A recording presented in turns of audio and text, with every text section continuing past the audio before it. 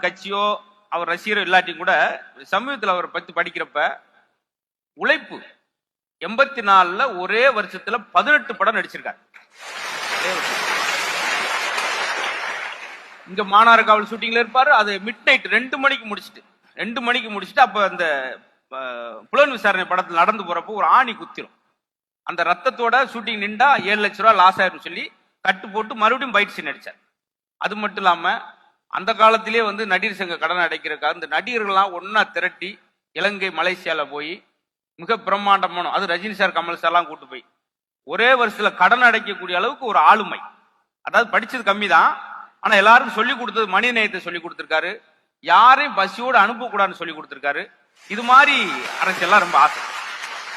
கேப்டனோட இறப்பு உங்களை எவ்வளவு பாதிச்சது? கேப்டனோட இறப்பு எவ்வளவு பாதிச்சிருக்குன்னா, என்னுடைய டிபி இது வரைக்கும் அவருடையதுதான். அவர் இறக்குறதுக்கு முன்னாடி நான் ஒரு 4 வீடியோ எந்த நடிகருக்கும் போடல, கேப்டன் அவருக்கு மட்டும்தான் போட்டிருந்தேன்.